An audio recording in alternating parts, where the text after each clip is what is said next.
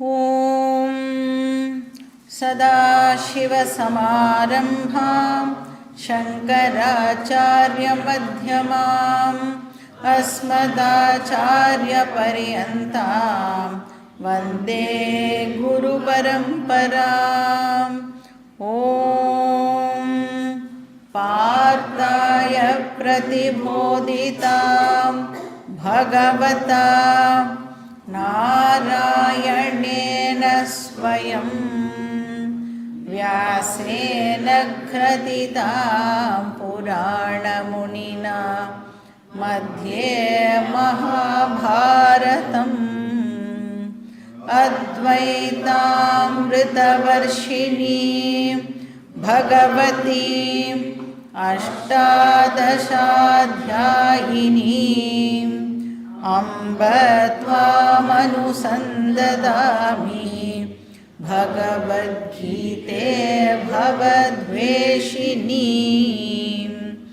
वसुदेवसुतं देवं कंसचाणूरमर्दनं देवकी परमानन्दं कृष्णं वन्दे जगद्गुरुं। मूकं करोति वाचालं पङ्गुं लङ्घयते गिरिं यत्कृपातमहं वन्दे परमानन्दमाधवम्। ॐ सहनाववतु सहनौ भुनक्तु सह वीर्यं करवावहै तेजस्विनावधीतमस्तु मा विद्विषावहै। ॐ शान्ति शान्ति शान्तिः। हरिः ॐ श्री गुरुभ्यो नमः। हरिः ॐ।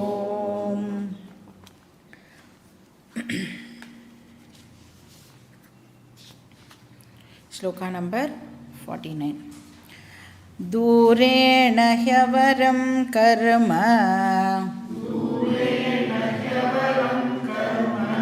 बुद्धियोगाधनञ्जय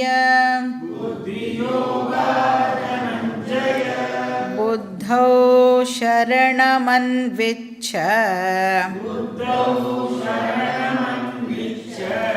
कृपणाः फलहेतवः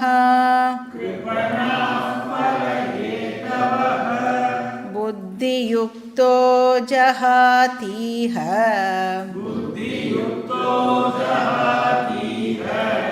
उभे सुकृतदुष्कृते तस्मात् योगाय युज्यस्व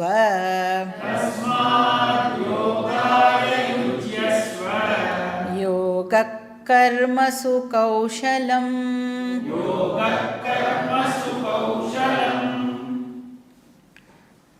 கர்மயோகத்தை வந்து ஒரு நட்ஷல்ல சொல்லணும் அப்படின்னு சொன்னால் shloka number 47 and 48 karma yoga in a nutshell அப்படின்னு சொல்லலாம். அந்த 47 and 48ல் இருக்கக்கூடிய விஷயத்தை தான் நாம் வந்து கர்மயோகம் அப்படிங்கிற அத்தியாயத்தில் அதனுடைய எக்ஸ்பேன்ஷனை தான் பார்க்க போகிறோம். இப்போ அந்த 2 ஸ்லோகத்தையும் பீஜ ஸ்லோகம் அப்படின்னு சொல்லலாம். இப்போ அது 2லேருந்து நமக்கு வந்து கமெண்டரி, அதுக்கு கமெண்டரி கொடுக்கணும் அப்படின்னா அதுதான் 3வது அத்தியாயமாக இருக்க போகிறது. இப்போ கர்மயோகம் அப்படின்னு சொன்னால் அதில் வந்து 2 போர்ஷன் இருக்குது அப்படின்னு நம்ம ஆல்ரெடி பார்த்தோம். கர்ம போர்ஷன் ஒன்று இருக்குது, யோகம் அப்படிங்கிற ஒரு போர்ஷன் இருக்குது. கர்ம அப்படின்னு சொன்னால் ப்ராப்பர் ஆக்ஷன் அப்படின்னு அர்த்தம். யோகம் அப்படின்னு சொன்னால் ப்ராப்பர் ஆட்டிடியூட் அப்படின்னு அர்த்தம். ஸோ ப்ராப்பர் ஆக்ஷன்னா கரெக்ட் ஆக்ஷன், தார்மீகமான ஆக்ஷன், அதாவது சாத்வீக கர்மா அப்படின்னு அதை சொல்லலாம். இப்போ அந்த ஆஸ்பெக்டை கிருஷ்ணர் இங்கே டிஸ்கஸ் பண்ணலை. அதை பற்றி 3வது அத்தியாயத்தில் சொல்ல போகிறார். பட் இந்த 2வது பார்ட் ஆஃப் கர்மயோகம் இருக்கே, என்ன பார்ட்டு? த யோகம் பார்ட் இருக்கே, ஆட்டிடியூட் பார்ட், ப்ராப்பர் ஆட்டிடியூட், அதை பற்றி தான் இங்கே டிஸ்கஸ் பண்ணுறார். அதாவது அந்த ப்ராப்பர் ஆக்ஷனை பண்ணும்போது எனக்கு என்ன ப்ராப்பர் ஆட்டிடியூட் இருக்கணும், அதுதான் வந்து இங்கே டிஸ்கஸ் பண்ணுறேன். இப்போது ஒரு கர்த்தாவாக நான் வந்து ஒரு கர்மத்தை பண்ணும் பொழுது எந்த விதமான பாவனாவோடு நான் வந்து அந்த கர்மத்தை பண்ணணும். இப்போ சப்போஸ் எனக்கு பிடிக்காத ஒரு வேலைன்னு வச்சுக்கோங்களேன், அதை வந்து நான் டெய்லி 8 hours பண்ணுறேன், வீக்லி 5 days பண்ணுறேன், அப்புறம் வருஷம் முழுக்க அந்த வேலை பண்ணுறேன், அப்புறம் நான் ரிட்டையர் ஆகிற வரைக்கும் அந்த வேலை தான் அப்படின்னா கிட்டத்தட்ட ஒரு 35-40 வருஷம் நான் அந்த வேலையை தான் பண்ணேன் அப்படின்னு சொன்னால், இப்போ என்னோடய மென்டல் ஹெல்த் எப்படி இருக்கும்? பிடிக்காத வேலை அப்படின்னா எப்படி இருக்கும்? மென்டல் ஹெல்த் எவ்வளோக்கு எவ்வளோ பேடாக இருக்கோ அவ்வளோக்கு எவ்வளோ ஃபிசிக்கல் ஹெல்த்து கூட அஃபெக்ட் ஆகியிருக்கும் இல்லையா? அப்போது எப்போ எனக்கு ஹெல்த்தி ஆட்டிடியூட் இருக்கும்? நான் பண்ணுறத பிடிச்சி பண்ணினாதான் அந்த ஹெல்த்தி ஆட்டிடியூட் இருக்கும் இல்லையா? அப்போ ஒரு கர்த்தாவாக எனக்கு ப்ராப்பர் பாவனா இருக்கணும். அது மட்டும் இல்லை, நான் பண்ணுற ஒவ்வொரு ஆக்ஷனுக்கும் அந்த ரிசல்ட்டை இப்போ யார் அனுபவிப்பா? யார் வந்து நான் பண்ணுற ஆக்ஷனுக்கு ரிசல்ட் அனுபவிப்பா? நானே தான் அந்த ரிசல்ட்டுக்கு, அந்த ஆக்ஷனுடைய ரிசல்ட்டை அனுபவிக்கணும். இப்போது அந்த ரிசல்ட்டு, இப்போ சப்போஸ் நான் வந்து போன கிளாஸில் சொன்ன மாதிரி நான் நல்லா என்னோடய ஆஃபீஸில் பெர்ஃபார்ம் பண்ணியிருக்கலாம், அதுக்காக எனக்கு இன்க்ரிமெண்ட் கொடுத்துருக்கலாம். ஒரு வாட்டி இன்க்ரிமெண்ட் கொடுப்பா, இன்னொரு வாட்டி வந்து இல்லை நீ வந்து நல்லாவே பண்ணலைன்னு சொல்லலாம். இல்லை நம்ம வந்து நினச்சிட்டுருப்போம் ரொம்ப நல்லா நான் பண்ணியிருக்கேன், டெஃபினட்டாக இந்த வாட்டி எனக்கு நல்ல பர்ஃபார்மன்ஸ் அப்ரைசல் வரும் அப்படின்னு நினச்சிட்டு இருக்கும் பொழுது என்ன ஆகலாம்? வேலையே பண்ணாத ஒரு பர்சனுக்கு அந்த ரேட்டிங்கும் கிடச்சி எனக்கு வந்து நார்மல் ரேட்டிங் கூட கிடச்சிருக்கலாம். ஸோ என்ன வேணாலும் வந்து ரிசல்ட் ஆனது இருக்கலாம். அப்போ ஒரு போக்தாவாக இப்படியெல்லாம் விதவிதமாக ரிசல்ட் வரும் பொழுது அதை நான் எப்படி அக்செப்ட் பண்ணுறது? இப்போ ரிசல்ட்டை நானே தான் அனுபவிக்கணும் அப்படின்னும் பொழுது அந்த ரிசல்ட்டை எந்த ஆட்டிடியூடோடு இப்போ நான் ஏற்றுக்கணும்?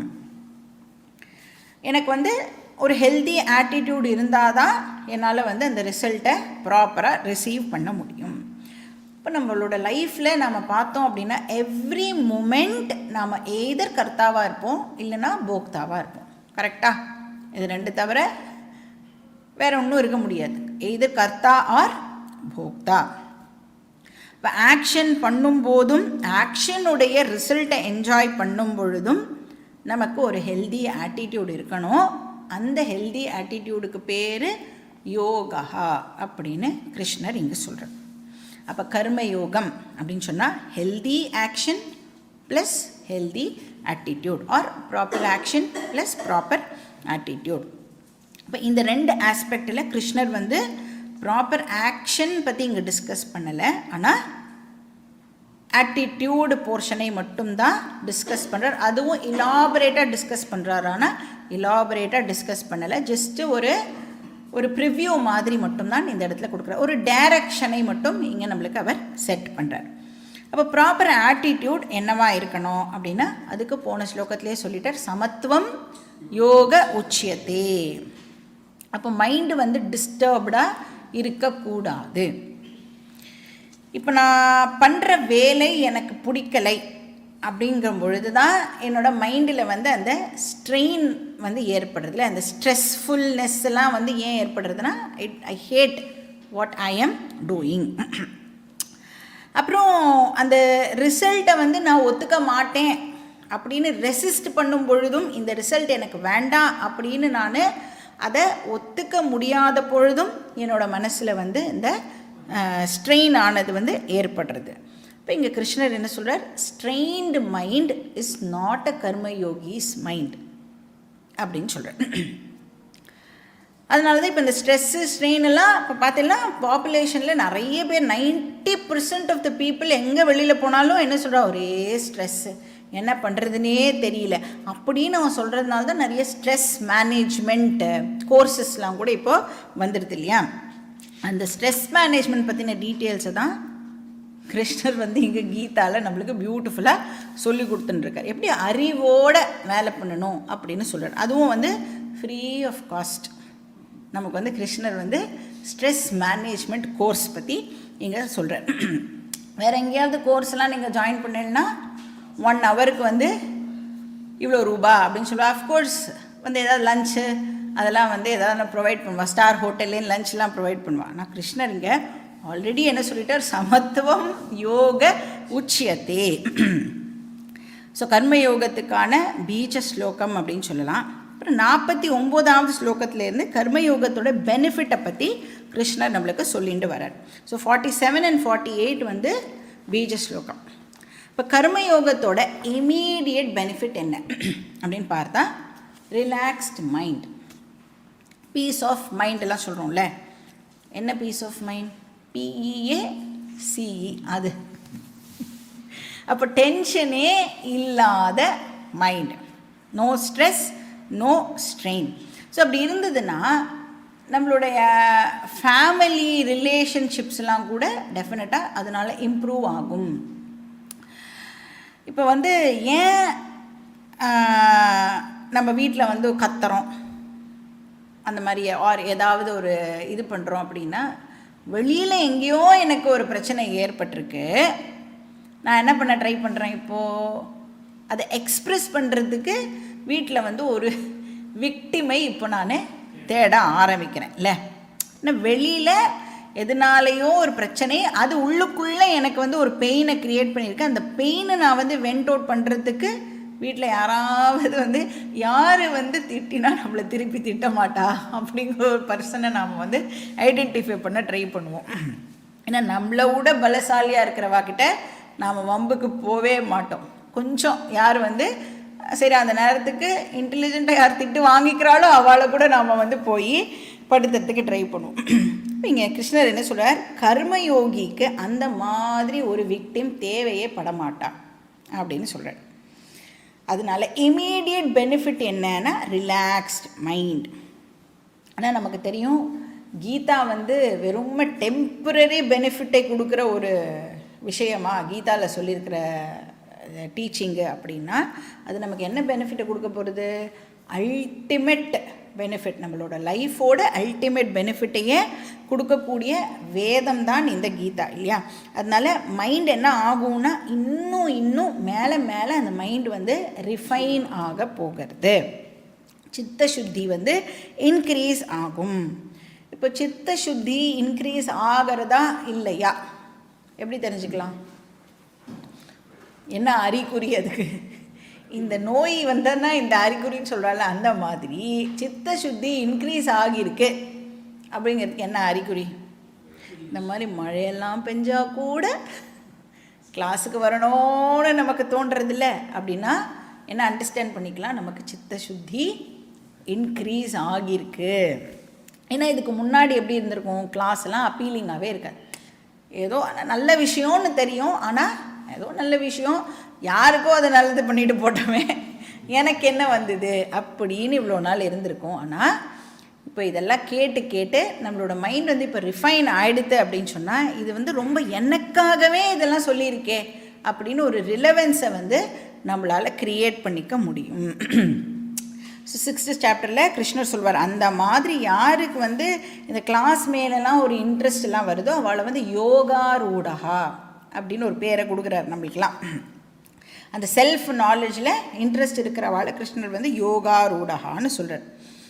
ஸோ ஒன்ஸ் நம்மளுக்கு இப்போ இன்ட்ரெஸ்ட் வந்துடுது அப்படின்னு சொன்னால் என்ன ஆகும், எங்கே போனாலும் எதை கேட்டாலும் இது ரிலேட்டட் டாபிக்ஸாகவே இப்போ நம்மளுடைய கண்ணுக்கு தெரிய வரும். இப்போ இதுக்கு முன்னாடி வந்து நியூஸ் பேப்பர்லாம் பார்க்கும் பொழுது நமக்கு என்ன தெரிஞ்சிருக்கும் கண்ணில், ஆர் இப்போ வந்து இன்டர்நெட்டெல்லாம் வந்து ப்ரௌஸ் பண்ணும் பொழுது என்ன கண்ணுக்கு தெரிஞ்சிருக்கும், 20% சேல், 30% சேல், இங்கே இதை வாங்கலாம் அங்கே அதை வாங்கலாம் அப்படின்னு தெரிஞ்சது போய் இப்போ என்ன தெரிய வரும், அப்போயும் இந்த டிஸ்கோர்ஸஸ்லாம் இருந்திருக்கும், கிளாஸ் எல்லாம் இருந்திருக்கும், அதெல்லாம் நம்மளோட கண்ணுக்கு பட்டிருக்கேன். ஆனால் இப்போது எது நம்மளுக்கு கண்ணுக்கு ஃபஸ்ட்டு தெரிய வரும், கீதா இல்லை இந்த உபனிஷத் அந்த உபனிஷத் அப்படின்னு அது ரிலேட்டட் இன்ஃபர்மேஷனாகவே இப்போ நம்மளுடைய கண்ணுக்கு படும். அப்போ அதெல்லாம் அந்த கண்ணுக்கு எல்லாம் பட்டதுக்கப்புறம் என்ன ஆகும், ஒரு நாள் நாம் தெரியாமல் இந்த கிளாஸில் வந்து உட்காந்துடுவோம், ஒரு டீச்சர்கிட்ட நாம் வந்து சேருவோம். தத் விஜயானார்த்தம் ச குருமேவ அபிகச்சேத். ஒன்ஸ் நாம் குரு கிட்ட வந்துட்டோம் அப்படின்னு சொன்னால் நாம் கர்மயோகத்திலேருந்து ஞான யோகத்துக்கு கிராஜுவேட் ஆகியிருக்கோம். அப்போ வேத பூர்வம் டு வேத அந்தம், கர்ம காண்டம் டு ஞான காண்டம் கிராஜுவேட் ஆகியிருக்கோம். அதுக்கப்புறம் என்ன பண்ணுவோம், ஞான யோகத்துக்குள்ளே வந்தாச்சு அப்படின்னு சொன்னால் இப்போது நம்மளுடைய ஒரிஜினல் ஐ, அந்த ரியல் ஐயை நாம் வந்து இப்போது டிஸ்கவர் பண்ணியிருப்போம். டிஸ்கவர் பண்ணிட்டா என்ன ஆகும், என்னோடய ரியல் ஐயை இப்போ எனக்கு தெரிஞ்சிடுது அப்படின்னு சொன்னால் என்ன ஆகும், எல்லா விதமான பாண்டேஜிலிருந்தும் நான் விடுபடுறேன். இப்போ நமக்கு ஃப்ரீடம் கிடைக்கிறது. ஸோ புத்தியுக்தோ ஜஹாதீக உபே சுக்ருத துஷ்கிருதே. அப்போ கர்மயோகத்தோடைய பெனிஃபிட் என்னன்னா அல்டிமேட்டாக எனக்கு மோக்ஷம் கிடைக்கும். அப்போ இங்கே என்ன தப்பாக எடுத்துன்றக்கூடாது, கர்மயோகமே பண்ணி மோட்சம் அடையிறதில்லை. கர்மயோகம் பண்ணுறதுனால நம்மளுடைய மைண்டு ரிஃபைன் ஆகி நாம் வந்து ஞான யோகத்துக்குள்ளே வந்து அப்புறம் நம்மளுடைய ஒரிஜினல் நேச்சரை டிஸ்கவர் பண்ணி நமக்கு இந்த மோக்ஷம் அப்படிங்கிற அல்டிமேட் பெனிஃபிட் கிடைக்கிறது. இப்போ இந்த 50வது ஸ்லோகத்தில் கிருஷ்ணர் வந்து கர்மயோகத்தினோட 2வது டெஃபினேஷனை கொடுக்குறார். இங்கே என்ன சொல்கிறார், யோக கர்மசு கௌஷலம் அப்படின்னு ஒரு டெஃபினிஷனை இங்கே கொடுக்குறார். ஃபர்ஸ்ட் டெஃபினிஷன் என்னன்னு பார்த்தோம், சமத்துவம் யோக உச்சியது. இப்போ தானே பார்த்தோம் இல்லையா, அதனால் இப்போ தான் பார்த்தோம், அதனால் அப்போவே மறந்து போயிட்டோம். இப்போ 2வது டெஃபினிஷன் யோக கர்மசு கௌஷலம். இது வீட்டுக்கு போனோடனே மறந்து போகலாம். இப்போ யோக அப்படின்னா மைண்டை வந்து பேலன்ஸ்டாக வச்சுக்கிறது அப்படின்னு பார்த்தோம்ல. இப்போ வேலையே பண்ணாமல் சும்மா இருக்கிறதுக்கு பேர் கர்மயோகம் இல்லை. பரபரன்னு வேலை பண்ணிகிட்டே மைண்டை பேலன்ஸ்டாக வச்சுக்கணும், அப்படி இருந்ததுன்னா அதுக்கு பேர் கர்மயோகம். இப்போ இங்கே என்ன 2வது டெஃபினிஷன் நம்ம பார்த்தோம், அதை வந்து லிட்ரலி டிரான்ஸ்லேட் பண்ணோன்னா கர்மசு கௌஷலம் அப்படின்னு நாம் வந்து டிரான்ஸ்லேட் பண்ணினோன்னா என்ன ஆகும், skill in action or efficiency in action அப்படின்னு பார்த்தோம்.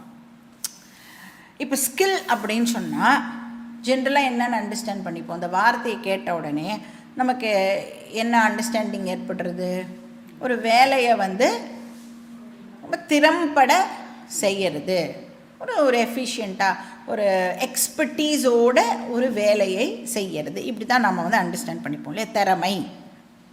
இப்போது இந்த திறமையை நான் வளர்த்துக்கணும் அப்படின்னு சொன்னால் சாதாரணமாக அந்த வேலையை வந்து நான் ரிப்பீட்டடாக பண்ணிகிட்டே இருந்தாலே அதில் எனக்கு ஸ்கில் வந்துடுமே இல்லை. அது எதுக்கு கிருஷ்ணரப்பா அப்படி இங்கே சொல்லணும், அது நமக்கே தெரிஞ்சிருக்கு. இப்போ ஒரு வேலையில் நான் வந்து எக்ஸ்பர்டீஸ் அடையணும் அப்படின்னு சொன்னால் ரிப்பீட்டடாக அதையே பண்ணிகிட்டே இருந்தால் எனக்கு வந்து அந்த ஸ்கில் ஆனது கிடச்சிட போகிறது.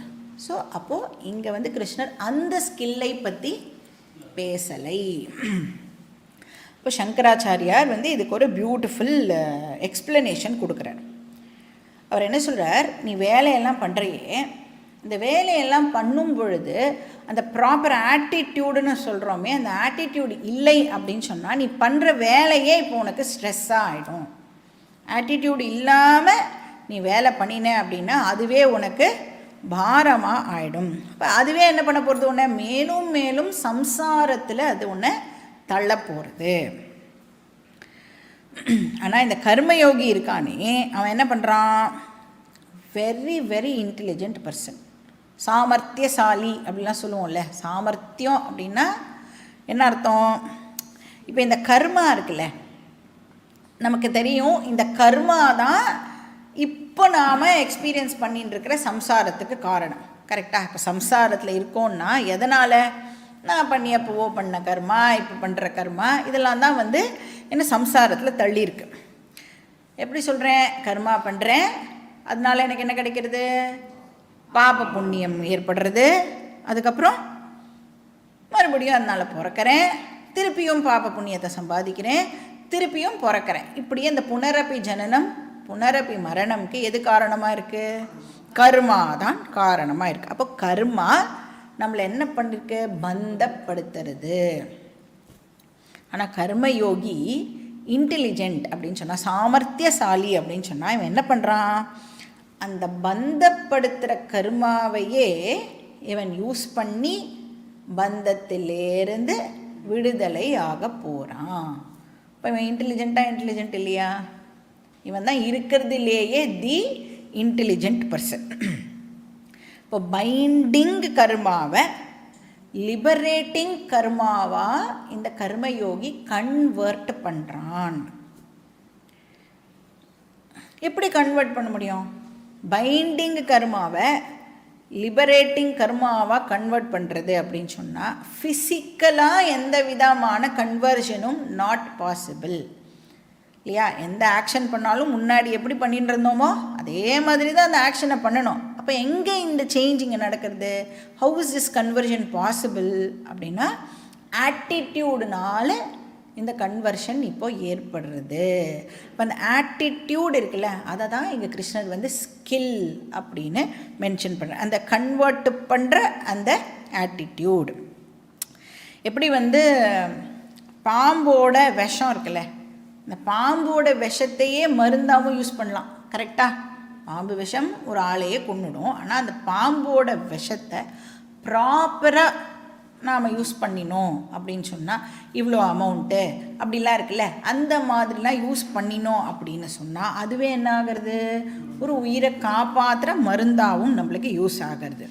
அது மாதிரி தான் இந்த கர்மாவும். பாம்பு விஷம் மாதிரி கர்மா. அப்போ கர்மாவை எப்படி ஹேண்டில் பண்ணணும் அப்படின்னு நமக்கு தெரியலைன்னா அதுவே நம்மளுக்கு டென்ஷனை ஒரு ஸ்ட்ரெஸ்ஸை ஏற்படுத்தும். இதே கர்மயோகி என்ன பண்ணுறான்?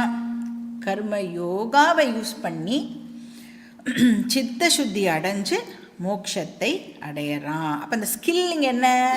பந்தப்படுத்துகிற கர்மாவை பந்தத்திலேருந்து விடுதலை அடையிறதுக்காக அந்த கர்மாவை அவன் வந்து யூஸ் பண்ணிக்கிறான். அப்போ கர்மயோகி வந்து ஸ்கில்ஃபுல் பர்சன். அதனால் யோகா கர்மசு கௌஷலம் அப்படின்னு இங்கே கிருஷ்ணர் சொல்கிறார். அதனால் it is not the ordinary skill, ஆனால் ஆட்டிடியூட்.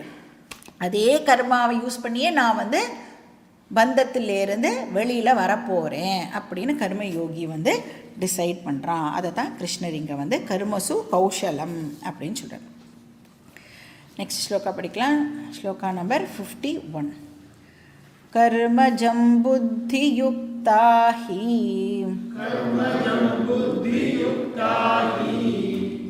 பலம் த்யக்த்வா மனீஷிணः ஜன்மபந்த விநிர்முக்தாः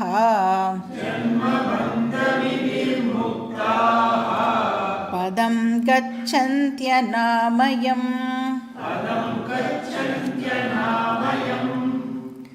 இப்போ வந்து ஒரு பர்சன் மோட்சத்தை அடையணும் அப்படின்னு சொன்னால் அந்த பர்சன் என்னெல்லாம் ஸ்டேஜஸை அண்டர்கோ பண்ணணும் அதை தான் இந்த ஸ்லோகத்தில் கிருஷ்ணர் சொல்கிறார். ஸோ ஃபஸ்ட்டு ஸ்டேஜ் என்ன அப்படின்னா புத்தி யுக்தாக அப்படின்னு சொல்கிறார். அப்போ அந்த பர்சனுக்கு ப்ராப்பர் ஆட்டிடியூட் இருக்கணும். புத்தி அப்படின்னா அந்த இடத்துல ப்ராப்பர் ஆட்டிடியூட். புத்தினா பாவனான்னு அர்த்தம் இந்த இடத்துல. இப்போ அந்த பாவனா எதுலேருந்து நமக்கு கிடைக்கிறது? எதுலேருந்து இந்த பாவனா நமக்கு ஏற்படுறது? The attitude is born out of விவேக. விவேகம்னா பிரித்து பார்க்கறது. எதை பிரித்து பார்க்குறோம் இங்கே? இப்போ ஸ்பிரிச்சுவல் growth தான் முக்கியம். நம்மளோட மற்ற அச்சீவ்மெண்ட்ஸ்லாம் இருக்கே, எக்ஸ்டர்னல் அச்சீவ்மெண்ட்ஸ்லாம் இருக்கே, அதை விட ஸ்பிரிச்சுவல் growth தான் முக்கியம் அப்படின்னு பிரித்து பார்த்து அந்த விவேகத்திலேருந்து இந்த ஆட்டிடியூடானது பிறக்கிறது. இப்போ நமக்கு தெரியும், இனிஷியலாக நம்ம வந்து அர்த்த காம தான் இம்பார்ட்டண்ட் அப்படின்னு இருந்திருப்போம். அது வந்து தப்பு கிடையாது, ஏன்னா அப்போ நமக்கு தெரியாது. ஸோ அது வந்து இம்மெச்சோர் மைண்டு. அர்த்த காம தான் இம்பார்ட்டன்ட்னு நினைக்கிறது இம்மெச்சோர் மைண்ட். ஆனால் மைண்டுக்கு விவேகம் வந்துடுது அப்படின்னு சொன்னால், மைண்டுனா இந்த இடத்துல அந்தக்கரணம் அப்படின்னு அர்த்தம். இப்போ விவேகம் வந்துடுது அப்படின்னு சொன்னால் அது வந்து என்ன பண்ணிடும், அர்த்த காமாவை பின்னாடி தள்ளிட்டு தர்ம மோக்ஷ தான் இம்பார்ட்டண்ட் அப்படின்னு கன்சிடர் பண்ண ஆரம்பிக்கும். இப்போ அர்த்த காமா வேண்டாமானா அர்த்த காமாவும் இம்பார்ட்டண்ட் தான், தேவைதான். ஆனால் அது மட்டுமே நமக்கு தேவை கிடையாது. அப்போ நம்ம அர்த்த காம தர்ம மோக்ஷ இது ரெண்டுத்துக்கும் வந்து ஒரு பேலன்ஸை க்ரியேட் பண்ணுறதுக்கு ட்ரை பண்ணுவோம். அப்போ அர்த்த காமங்கிறது விஷய சுகம், தர்ம மோக்ஷங்கிறது ஆத்ம சுகம். இப்போ நம்மளுடைய எந்த பண்டிகை நீங்கள் எடுத்துட்டாலும் இது 4த்துக்குமே இம்பார்ட்டன்ஸ் கொடுக்குற மாதிரி தான் எந்த ஒரு ஃபங்க்ஷனுமே இருக்கும். இப்போ ஸ்பெசிஃபிக்காக சொல்லணுன்னா நவராத்திரி அப்படின்னு எடுத்துட்டேன்னா 3 விஷயம் இல்லையா, 3 நாள் ஒருத்தருக்கும் வந்து அலாட் பண்ணி நாம் வந்து வர்ஷிப் பண்ணுவோம். ஸோ ஃபஸ்ட்டு 3 days வந்து யாருக்கு பண்ணுவோம், நவராத்திரிலாம் முடிஞ்சு கொஞ்ச நாள் ஆச்சு, என்ன நீங்கள் இப்படிலாம் கேள்வி கேட்குறீள். ஃபஸ்ட்டு வந்து துர்கா. எதுக்கு துர்காவை வந்து வர்ஷிப் பண்ணணும்? துர்கா எதை ரெப்ரசன்ட் பண்ணுறா, சக்தி, பவர். இப்போ நம்மளுடைய ஹெல்த் இருக்குல்ல, அது வந்து வெரி வெரி இம்பார்ட்டண்ட். வேதாந்தம் வந்து என்றைக்குமே நம்மளுடைய தேகத்தை கவனிச்சுக்கிறத வந்து தப்புன்னு சொல்லவே இல்லை. என்ன சொல்கிறது, எவ்வளோ இம்பார்ட்டன்ஸ் கொடுக்கணுமோ அவ்வளோ இம்பார்ட்டன்ஸ் மட்டும்தான் அதுக்கு கொடுக்கணும். இப்போ ஏதாவது டிசீஸ்லாம் வந்துடுதுன்னா என்ன பண்ணணும், டாக்டர்கிட்ட போய் காமிச்சு அதுக்கு என்ன மருந்து உண்டோ அதை வாங்கி சாப்பிடணும். ஆனால் என் உடம்புக்கு வந்துடுதே அப்படின்னு புலம்பாத. ஏன்னா உடம்புன்னு சொன்னால் 6 விதமான மாறுதல் அதுக்கு இருக்குது அப்படிங்கிற அறிவை நமக்கு வேதாந்தம் கொடுக்கறது. ஸோ எவ்வளோ இம்பார்ட்டன்ஸ் கொடுக்கணுமோ அவ்வளோதான். அதுக்கப்புறம் லக்ஷ்மி, நெக்ஸ்ட்டு 3 days லக்ஷ்மி. அது வந்து வெல்த் இல்லை, பணமும் வெரி வெரி இம்பார்ட்டண்ட்டு. அதை வந்து நாம் வேல்யூ பண்ணணும். பட் எவ்வளோ வேல்யூ அதுக்கு கொடுக்கணுமோ அவ்வளோ வேல்யூ மட்டும்தான் அந்த பணத்துக்கும் கொடுக்கணும். ஓவர் இம்பார்ட்டன்ஸ் கொடுத்தாலும் தப்பு, அதை வந்து அண்டர்மைன் பண்ணினாலும் அது தப்பு. மெட்டீரியல் ப்ராக்ரஸும் இம்பார்ட்டண்ட், ஆனால் அதுவே உன்னோட ப்ரையாரிட்டியாக வச்சுக்காதேன்னு வேதம் நம்மளுக்கு சொல்லி கொடுக்குறது. Last 3 days Saraswati, knowledge. இப்போ அந்த நாலேஜில் லௌகீக அறிவும் இருக்குது, வைதீக அறிவும், இது ரெண்டுமே இதில் இருக்குது. இப்போது ஒரு நவராத்திரியிலேயே பார்த்தோம்னா ஒரு பேலன்ஸ்டு விஷயம் வந்து நம்மளுக்கு சொல்லி கொடுக்கப்படுறது. அப்போது மெட்டீரியல் க்ரோத்தும் நம்மளுக்கு கொடுக்கப்படுறது, ஸ்பிரிச்சுவல் க்ரோத்துக்கான வழியும் வந்து அதில் சொல்லப்படுறது. அப்போ ஒரு கர்ம யோகி அப்படிங்கிற பர்சன் அர்த்த காமாக்கு இம்பார்ட்டன்ஸ் கொடுப்பான், ஆனால் தர்ம மோக்ஷாக்கு அதை விட இம்பார்ட்டன்ஸ் கொடுப்பான். ஏன்னா அர்த்த காம அப்படிங்கிற விஷயம் வரும் போகும், ஆனால் தர்ம மோக்ஷம் லாங் லாஸ்டிங். சரி, எப்படி வந்து தர்ம மோக்ஷாவுக்கு வந்து கர்மயோகினால இம்பார்ட்டன்ஸ் கொடுக்க முடிகிறது? எதனால் கொடுக்க முடிகிறது? நித்திய அனித்திய வஸ்து விவேகத்தினால அவளுக்கு வந்து தர்ம மோக்ஷத்துக்கு இம்பார்ட்டன்ஸை கொடுக்க முடியறது. ஏன்னா வாழ்க்கையில் எது நித்தியம் எது அனித்தியம் அப்படின்னு தெரிஞ்சுக்கிறது மூலமாக நான் இப்போ என்ன பண்ண ட்ரை பண்ணலாம், நித்தியமான விஷயத்தின் மேலே ஃபோக்கஸ் பண்ணுறதுக்கு நிறையா டைமும், அனித்தியமான விஷயத்துக்கு ஃபோக்கஸ் பண்ணுறதுக்கு கொஞ்சம் கம்மி டைமும் என்னால் அலாட் பண்ணி ஒர்க் பண்ண முடியும். ஸோ இதுக்கு பேர் புத்தி யுக்தாக. ஒன்ஸ் இந்த ஹெல்தி வேல்யூ வந்த உடனே கர்மஜம் பலம் தியக்த்வா. கர்மஜம் பலம், கர்மஜம் பலம்னா கர்மத்தினால் ஏற்பட்ட பலம். கர்மஜம்னா கர்மத்திலேருந்து வந்த பலம். இப்போ வந்து ஒரு ஆக்ஷன் பண்ணுறோம் அப்படின்னு சொன்னால் அந்த ஆக்ஷனுக்கு 2 விதமான பலன் ஏற்படுறது. கரெக்டாக?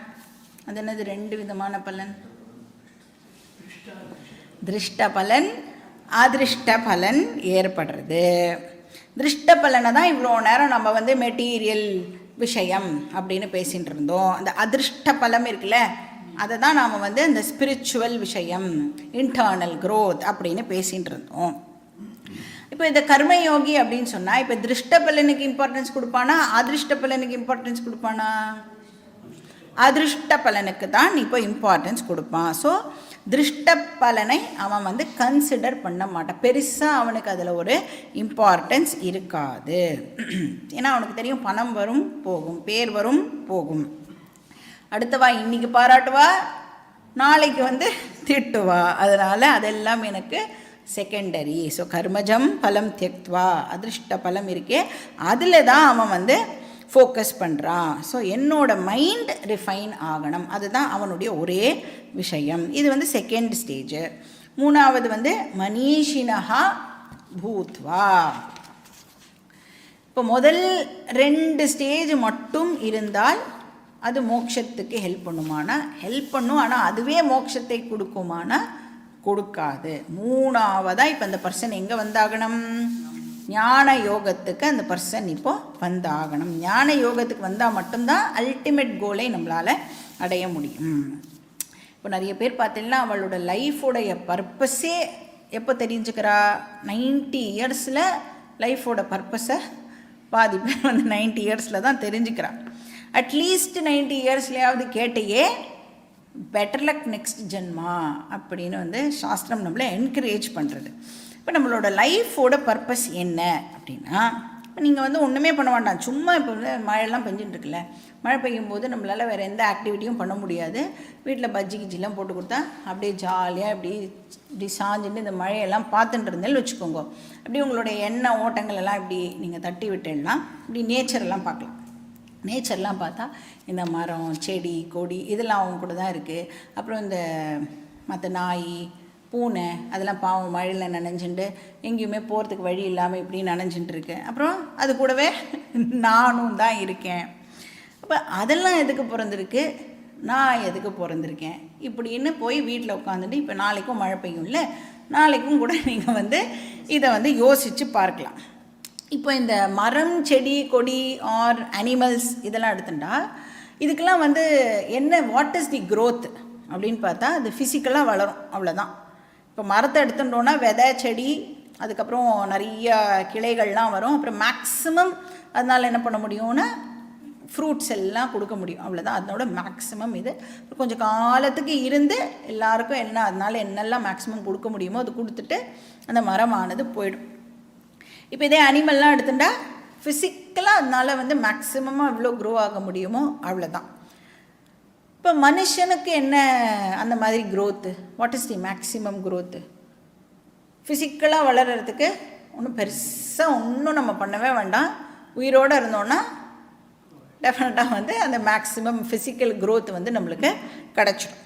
அப்போது என்ன ஸ்பெஷாலிட்டி இந்த மனுஷனுக்கு அப்படின்னா வெறும் ஃபிசிக்கல் க்ரோத் மட்டும் க்ரோத் அப்படின்னு நம்மளால் சொல்ல முடியாது. ஆனால் இமோஷனல் க்ரோத்தும் அவசியம், இன்டெலெக்சுவல் க்ரோத்தும் வந்து ஒரு மனுஷனுக்கு அவசியம் ஆகிறது. அப்போ அந்த இமோஷ்னல் லெவலில் மேக்ஸிமம் க்ரோத் என்ன ஒரு மனுஷனுக்கு அப்படின்னு பார்த்தா அன்கண்டிஷனல் லவ். அது அவனால் அடுத்த வாளுக்கு அந்த லவ்வை அன்கண்டிஷனலாக கொடுக்க முடிஞ்சுது அப்படின்னு சொன்னால் அதுதான் அவனுடைய இமோஷ்னல் லெவலில் மேக்ஸிமம் அவன் அடையக்கூடிய விஷயம். அதனால தான் சொல்கிறா வசுதைவ குடும்பகம் அப்படின்னு சொல்கிறாள். வசுதாயேவ குடும்பகம்னா இந்த வேர்ல்டு தான் என்னுடைய ஃபேமிலி. அப்போ இந்த வேர்ல்டை என்னுடைய ஃபேமிலியாக நான் கன்சிடர் பண்ணணுன்னா என்னுடைய மனசு எவ்வளோ தூரத்துக்கு எக்ஸ்பேண்டடாக இருந்தால் என்டையர் வேர்ல்டை என்னுடைய ஃபேமிலி அப்படின்னு என்னால் கன்சிடர் பண்ண முடியும். அப்போ எவ்வளோக்கு எவ்வளோ இந்த மாதிரி மைண்ட் எக்ஸ்பேண்ட் ஆகிறதோ அவ்வளோக்கு அவ்வளோ புத்தி இருக்குல்ல, புத்தியும் நமக்கு வளரணும். அதனால தான் என்ன சொல்கிறான், ஆளும் வளரணும் அறிவும் வளரணும், அதுதான்டா வளர்ச்சி. அது மாதிரி நாமளும் இன்னும் ஒன்று சேர்த்துக்கலாம், ஆளும் வளரணும் மனமும் வளரணும், அதுதான்டா முதிர்ச்சி அப்படின்னு நாம் ஒன்று சேர்த்துக்கலாம். அப்போ புத்தியும் எப்படி இருக்கணும்னா விஸ்தாரமாக இருக்கணும், எக்ஸ்பேண்டடாக இருக்கணும். அப்படி அது எக்ஸ்பேண்ட் ஆக ஆக தான் நம்மளுக்கு வந்து இந்த சில பேசிக் கொஸ்டின்ஸே அரைஸ் ஆகும் புத்தியில். நான் ஏன் பிறந்திருக்கேன், கடவுள் இருக்காரா இல்லையா, what is the connection between me and this world அப்படிங்கிற கேள்வி எல்லாம் வரணும்னா புத்தியும் ஷார்ப்பாக இருக்கணும், எக்ஸ்பேண்டடாக இருக்கணும். ஸோ இதுக்கான ஆன்சரை நாம் கண்டுபிடிக்கிற வரைக்கும் இந்த இன்டர்னல் க்ரோத் நமக்கு டெஃபினட்டாக தேவைப்படுறது. அப்போ ஒரு கர்மயோகி ஃபிசிக்கலாக க்ரோ ஆனால் மட்டும் பத்தாது, இமோஷனல் ஆஸ் வெல் அஸ் இன்டெலெக்சுவலாக அவன் வளரணும். ஸோ மனிஷினஹா பூத்வா, மனிஷி அப்படின்னு சொன்னால் ஞானி அப்படின்னு அர்த்தம். அதனால தான் சங்கரர் மனிஷா பஞ்சகம் அப்படின்னு ஒரு டெக்ஸ்ட்டை பண்ணியிருக்கார்.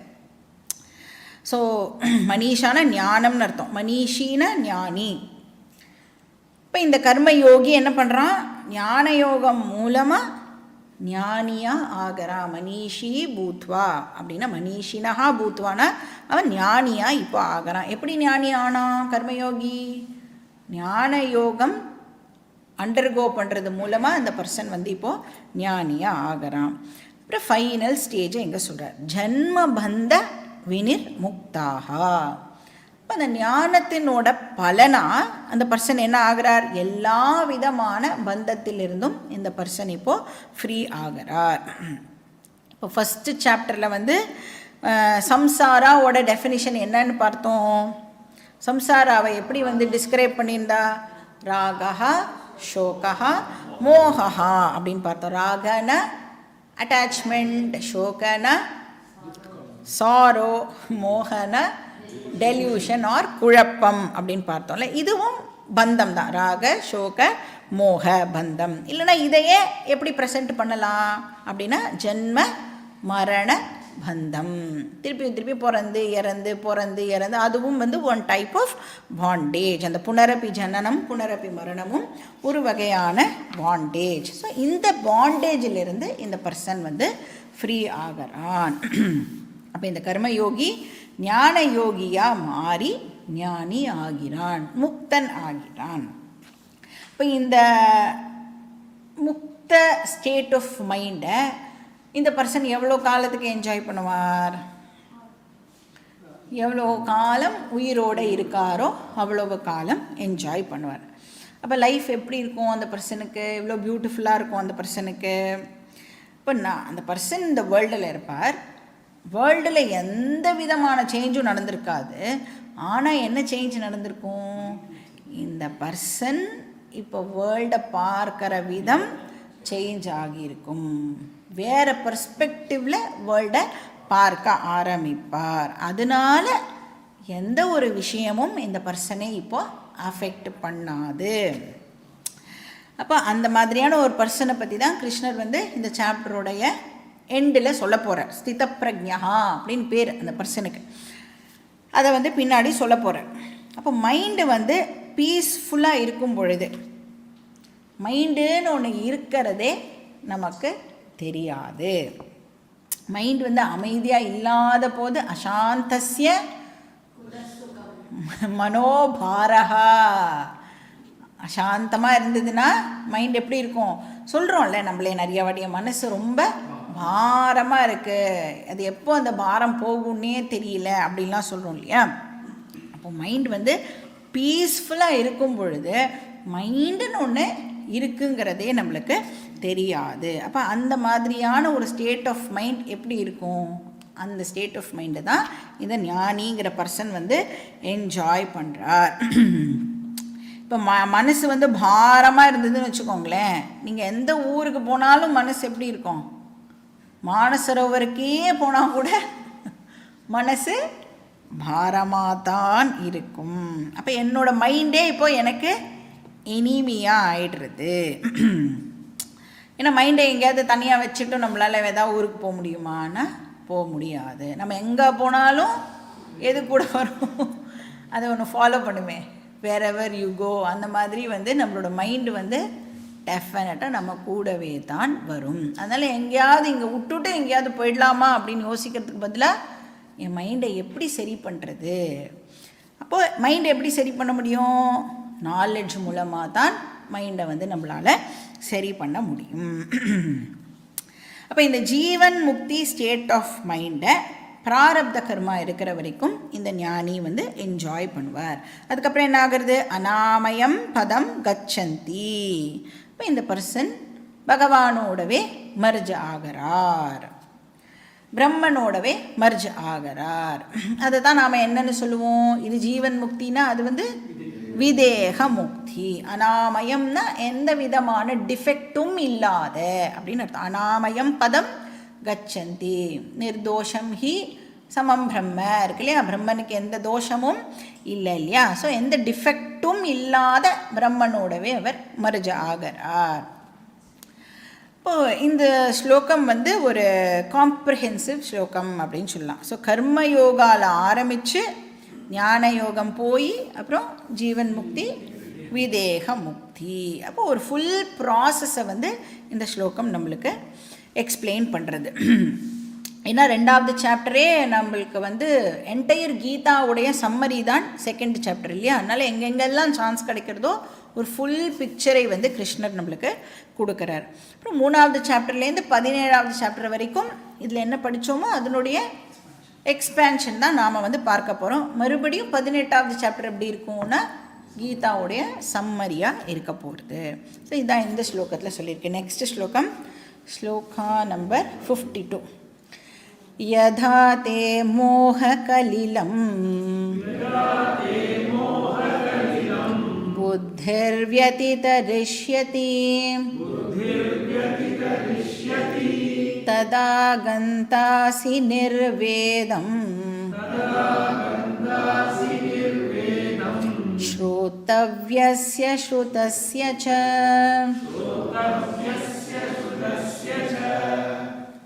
ஸோ 52 and 53 இது ரெண்டுமே போன ஸ்லோகம் இருக்குல்ல, இந்த கர்மஜம் புத்தி யுக்தாகி அதோடைய எக்ஸ்பேன்ஷன் அப்படின்னு சொல்லலாம். அப்போ கர்மயோகம் பண்ணினா என்ன ஆகும், அது எப்படி ஞான யோகத்துக்கு அழைச்சிட்டு போகிறது, எப்படி ஞான யோகம் ஒரு பர்சனை லிபரேட் பண்ணும். ஸோ 52வது ஸ்லோகத்தில் கர்மயோகம் டு ஞான யோகம் ஜம்ப் அதை பற்றி சொல்கிறார். அப்புறம் 53ல் ஞான யோகம் டு மோக்ஷம் அதை பற்றி சொல்கிறார். இப்போ புத்திஹி மோக கலிலம் வியதிதரிஷ்யதி. இப்போ புத்தியில் இந்த கன்ஃபியூஷன் இருந்ததே அது போயிடும். புத்திக்கு சிந்திக்கிற திறன் இப்போது ஜாஸ்தி ஆகிடும். அந்த திங்கிங்கில் நம்மளுக்கு கிளாரிட்டி கிடைக்கும் அப்படின்னு சொல்கிறேன். இப்போ வாழ்க்கையோட ப்ரையாரிட்டிஸ் நமக்கு தெரிய வரும்.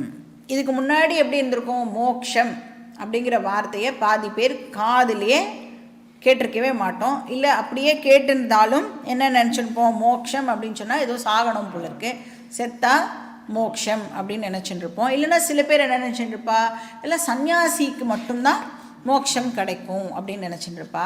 அதுலேயும் சன்னியாசி அப்படிங்கிற பர்சன் யார் அப்படின்னு நம்ம யோசிக்கும் பொழுது அவள் பாவம், அவளுக்கு யாரும் கல்யாணத்துக்கு பொண்ணே கொடுத்துருக்க மாட்டா. அதனால அந்த பர்சன் ரொம்ப காலம் வெயிட் பண்ணி சரி சன்னியாசம் எடுத்துகிட்டு இருப்பார். இந்த மாதிரிலாம் நம்மளுக்கு நிறையா ராங் ஐடியாஸ்லாம் இருந்திருக்கும் இல்லையா. அப்போ மோக்ஷம் அப்படின்னா என்னன்னு தெரியாமல் புத்தியில் ஒரு குழப்பம் இருந்திருக்கும்.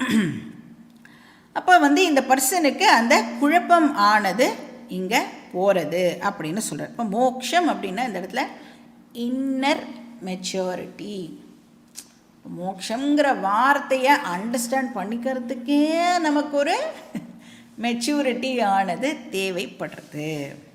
ஸோ புத்தி இந்த கன்ஃபியூஷன்ஸ்லேருந்து எல்லாம் புத்தி வெளியில் வந்துடும்.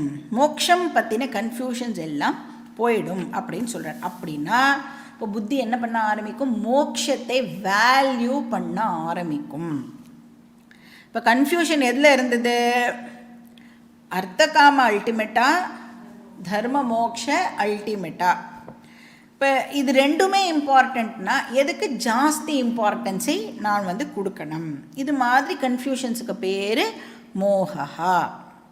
இந்த மென்டல் கன்ஃபியூஷன் இருக்குல்ல, அதை தான் இந்த ஸ்லோகத்தில் கலிலம் அப்படிங்கிற வார்த்தை இண்டிகேட் பண்ணுறது. கலிலம்னா அழுக்கு அப்படின்னு அர்த்தம், டர்ட், இம்ப்யூரிட்டி. அப்போ இன்டலெக்சுவல் இம்ப்யூரிட்டி ஆனது இந்த பர்சனை விட்டு நீங்கிடும். எப்போ நீங்கிறது, ஒரு பர்சன் கர்மயோகியாக ஆகும் பொழுது இந்த கன்ஃபியூஷன் அந்த பர்சனை விட்டு போயிடுறது. ஸோ கிராஸ் ஓவர் பண்ணுறான். வியதிதரிஷ்யதி அப்படின்னு இருக்கு இல்லையா? அப்படின்னா வியதிதரிஷ்யத்தினா கிராஸ் ஓவர் அப்படின்னு அர்த்தம். அப்புறம் என்ன ஆகிறது? ததா கந்தாசி நிர்வேதம். இந்த குழப்பம் போன உடனே, இந்த குழப்பம் எதனால் போகிறது? நித்திய அனித்திய வஸ்து விவேகம் வந்துடுறது இல்லையா? அப்போ இந்த விவேகம் வந்த உடனே நேச்சுரலாக என்ன ஆகும் இந்த பர்சனுக்கு அப்படின்னா, விவேகத்திலேருந்து எது பிறக்கும்? வைராகியம், விவேகஜன்ய வைராகியம். அதை தான் இங்கே நிர்வேதம் அப்படிங்கிற வார்த்தை வைராகியத்தை குறிக்கிறது. நிர்வேதமாயாத் உபனிஷத்தில் படிச்சிருக்கோம் இல்லையா? அந்த நிர்வேதம் தான் இங்கே. பரீட்சலோகான் கர்மஜிதான் பிராமணோ நிர்வேதமாயாத். ஸோ நிர்வேதம் அப்படின்னு சொன்னால் வைராகியம், டிஸ்பேஷன். எது மேலே வைராகியம்? ஸ்ரோத்தவ்யஸ்ய ஸ்ருதஸ்ய. எல்லா எக்ஸ்டர்னல் டிபெண்டன்சிஸ் மேலேருந்தும் இப்போ மேலேயும் வைராகியம் ஏற்படும். ஸ்ரோத்தவ்யம் அப்படின்னா வேதத்தில் மென்ஷன் பண்ணப்பட்டிருக்கிற ரிச்சுவல்ஸ். இப்போ வேதத்தில் என்ன சொல்லப்பட்டிருக்கும்? ரிச்சுவலிஸ்டிக் போர்ஷனில் நீ இது பண்ணால் உனக்கு இது கிடைக்கும், அது பண்ணால் அது கிடைக்கும். அப்போ அது மேலெல்லாம் நம்ம ஒரு டிபெண்டன்சியை க்ரியேட் பண்ணி வச்சுட்டு அதெல்லாம் பண்ணுறோம் இல்லையா? அந்த கன்ஃபியூஷன் எல்லாம் நம்மளை விட்டு போயிடும். அது மேலே டிபெண்டன்சியை நான் இப்போது ரிமூவ் பண்ணிவிடுவேன். இன்ஃபேக்ட் ஸ்வர்க்கம் கூட கிடைக்கும். நீ நாச்சிகேத யாகம் பண்ணினா உனக்கு ஸ்வர்க்கம் கிடைக்கும் அப்படின்னு உபனிஷத் நம்மளுக்கு ப்ராமிஸ் பண்ணுறது இல்லையா? அப்போ அந்த மாதிரியான கன்ஃபியூஷன்ஸ் எல்லாம் நம்மளுக்கு இருந்ததே, அது எல்லாம் நம்மளை விட்டு போயிடும்.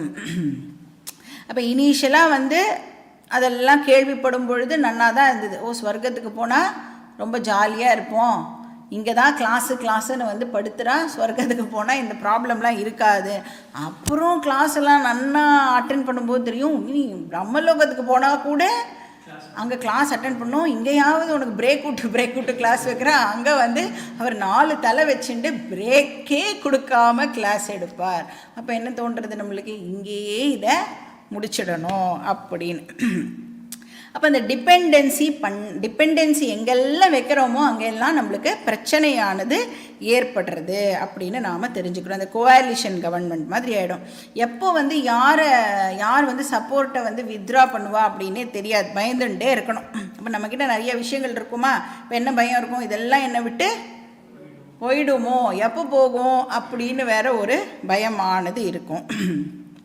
அப்போ அந்த மனசு ஆங்ஷியஸாக இருக்கிறதுக்கு ஆரம்பிக்கும். அப்போ ஒரு கர்மயோகிக்கு என்ன தெரியும் அப்படின்னா, வெளி விஷயத்தை டிபெண்ட் பண்ணால் பயம் டெஃபினட்டாக இருக்கும். அதனால வெளி விஷயத்தின் மேலே இருக்கிற டிபெண்டன்சியை நாம் ரிமூவ் பண்ணணும் அப்படிங்கிறது இந்த பர்சனுக்கு இப்போது தெரிஞ்சிடும்.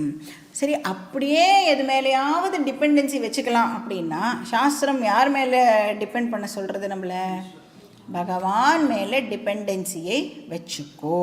இப்போ world dependence to God dependence allowed. ஆனால் அதுவும் டெம்பரரியாக கொஞ்ச காலம் மட்டும்தான். அப்புறம் காட் டிபெண்டன்ஸ் டு செல்ஃப் டிபெண்டன்ஸ்க்கு போகணும்.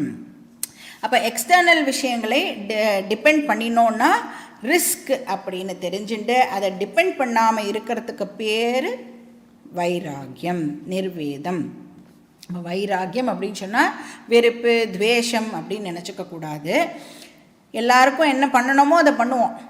ஆனால் நான் எல்லாருக்கும் பண்ணினேன்ல, அதே மாதிரி அவா எனக்கு பண்ணுவாங்கிற எக்ஸ்பெக்டேஷன் நமக்கு இருக்காது.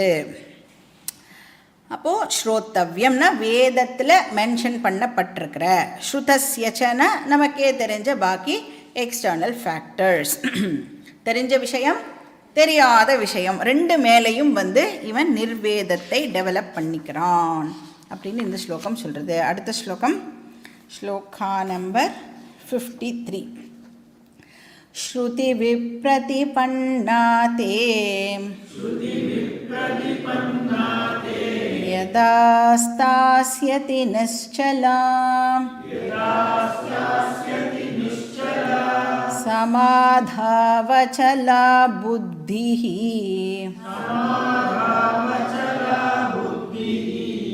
ததா யோகமவாப்ஸ்யசி. இப்போ ஒரு பர்சனுக்கு வந்து மோட்சத்தில் இன்ட்ரெஸ்ட் ஏற்பட சாஸ்திரம் சொல்கிறது, நீ எக்ஸ்டர்னல் ஃபேக்டரை டிபெண்ட் பண்ண வேண்டிய அவசியமே இல்லை. உனக்குள்ளேயே அந்த source of peace, security and happiness இருக்குது. நீ தான் சோர்ஸ் ஆஃப் பூர்ணத்துவம் அப்படின்னு வேதம் நமக்கு சொல்லி கொடுக்கறது. இப்போ என்ன சொல்கிறது, ஒரு பர்சன் வந்து தன்னுடைய நிலத்தடியிலேயே ஜலத்தை வச்சுட்டு கார்பரேஷன் லாரிக்கு நீ ஏன் வந்து வெயிட் பண்ணின்னு இருக்க அப்படின்னு கேட்குறது. இப்போ வந்து யாராவது வந்து உன்னுடைய இன்னர் நேச்சர் ஆத்மா, அந்த ஆத்மா தான் சோர்ஸ் ஆஃப் செக்யூரிட்டி அப்படின்னு சொன்னால், அதை ஏன் வந்து தெரிஞ்சுட்டு அதை நான் யூஸ் பண்ணக்கூடாது இல்லையா? அது எனக்கு இவ்வளோ நாள் தெரியாமல் இருந்தது, இப்போ வேதம் நமக்கு அதை சொல்லி கொடுக்குறது அப்படின்னு சொன்னால், அதை ஏன் நான் ஃபுல்லாக அண்டர்ஸ்டாண்ட் பண்ணிட்டு அதை நான் ஏன் யூஸ் பண்ணக்கூடாது?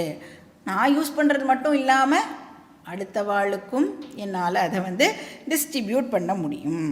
இப்போது ஜென்ரலாக நம்மளை சுற்றி இருக்கிறவாளுடைய ப்ராப்ளமே என்ன அப்படின்னா, ஆர் நம்மளோட ப்ராப்ளமே கூட சொல்லலாம் என்ன அப்படின்னா, எல்லார்கிட்டேயும் நம்ம என்ன எதிர்பார்க்குறோன்னா ஒரு ரெக்கக்னிஷனை நாம் வந்து எதிர்பார்க்குறோம் இல்லையா?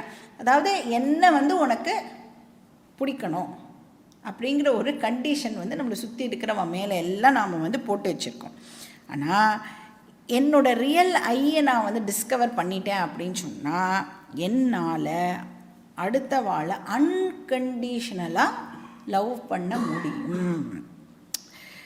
அதாவது அவகிட்ட என்ன டிஃபெக்ட்ஸ் இருந்தாலும் குறையோட அவளை அக்செப்ட் பண்ணிக்க முடியும். அன்கண்டிஷ்னலாக என்னால் வந்து அந்த லவ்வை வந்து அடுத்தவா மேலே கொடுக்க முடியும்.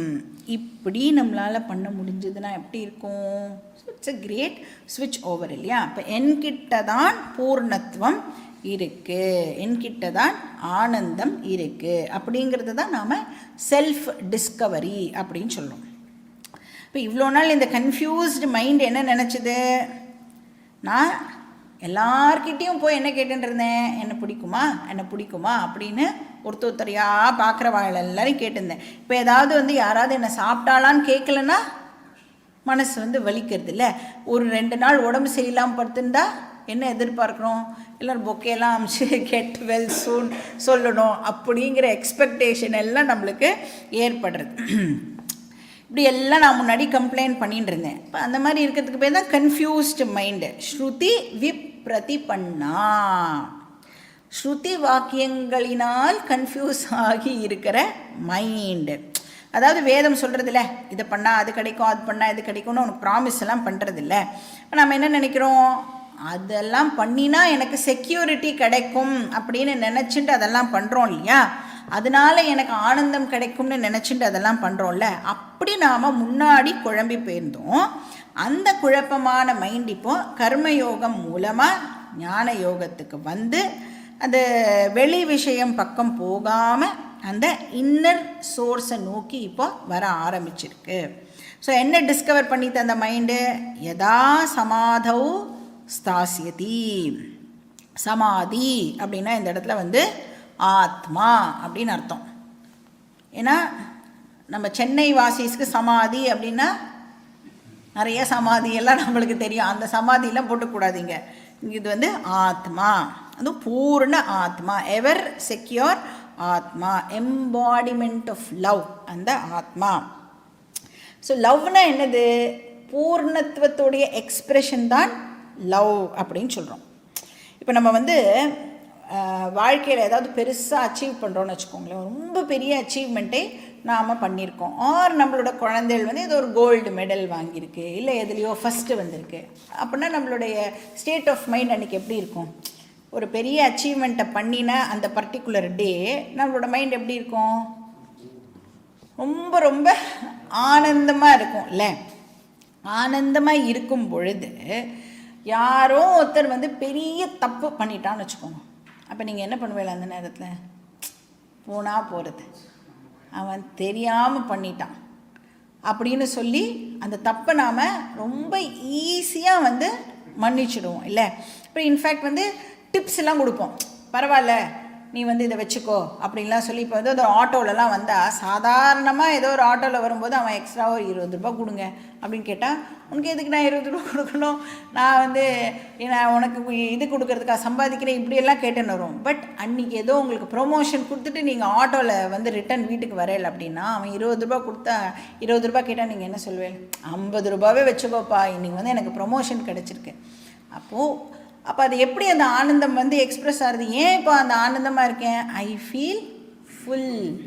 டெம்ப்ரரியாக அந்த ஃபுல்னஸை நான் வந்து இப்போது எக்ஸ்பீரியன்ஸ் பண்ணுறேன். அதனுடைய எக்ஸ்ப்ரெஷனாக இப்போ வெளியில் யாரை பார்த்தாலும் எனக்கு பிடிக்கும். என்ன வேலை பண்ண சொன்னாலும் என்னால் அந்த நேரத்தில் பண்ண முடியும். இதே அபூர்ணமாக இருக்கிற மைண்ட் அப்படின்னா எல்லாத்துலேயும் என்ன ப்ராப்ளம் இருக்குது அப்படின்னு கண்டுபிடிக்கிறதுக்கு ஆரம்பிக்கும். அப்போ அந்த பூர்ணத்துவம் நாலெட்ஜ்னால் நான் தான் அந்த பூர்ணஸ்வரூபம் அப்படின்னு தெரிஞ்சிடுதுன்னா போயிட்டு போயிட்டு வருமா? ஆல் த டைம் இருக்குமா? ஸோ ஒரு ஞானியுடைய ஸ்டேட் ஆஃப் மைண்ட் அதுதான். சமாதௌ ஸ்தாஸ்யதி யதா யதா ததா சமாதௌ ஸ்தாஸ்யதி. இப்போ ஆத்ம ஞானம் இருக்கே, அது வந்து இந்த ஞானமும் வந்து 2 விதமான ஆப்ஸ்டிக்கிள்ஸ்லேருந்து ஃப்ரீயாக இருக்கணும் அப்படிங்கிறதையும் கிருஷ்ணர் வந்து இங்கே மென்ஷன் பண்ணுறார். ஃபர்ஸ்ட் ஆப்ஸ்டிக்கிள் வந்து டவுட்.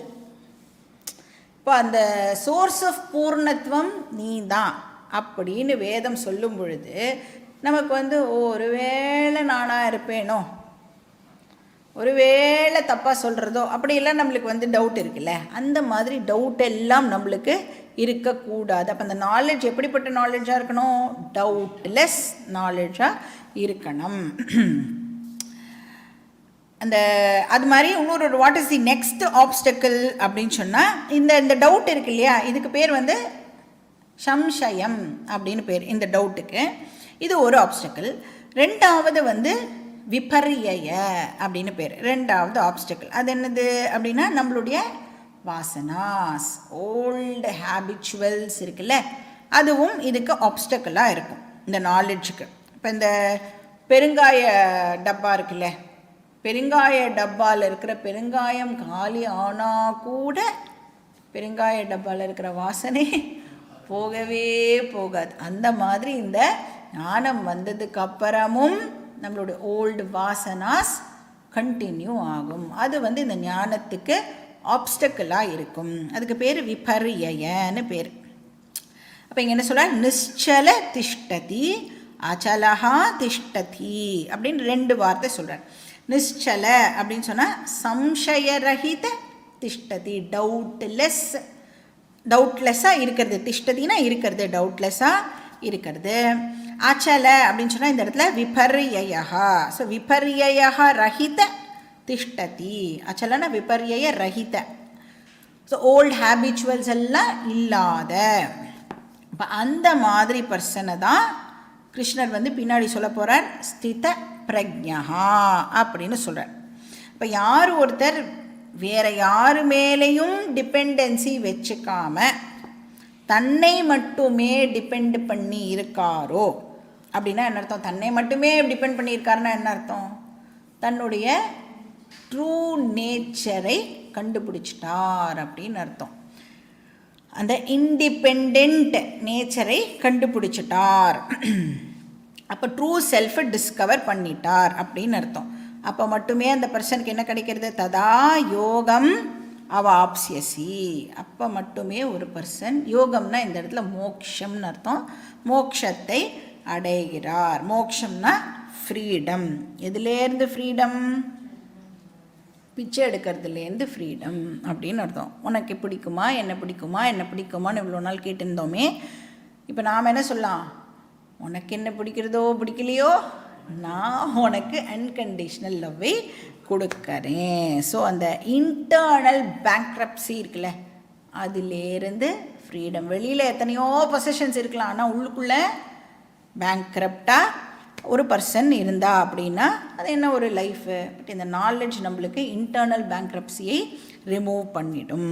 ஸோ இதோட வந்து கிருஷ்ணர் கீதாவுடைய எசன்ஸை இந்த சாப்டரில் கன்க்ளூட் பண்ணுறார். ஸோ கர்மயோகம் அண்ட் ஞான யோகம் டாபிக் வந்து இங்கே கன்க்ளூட் ஆகிறது.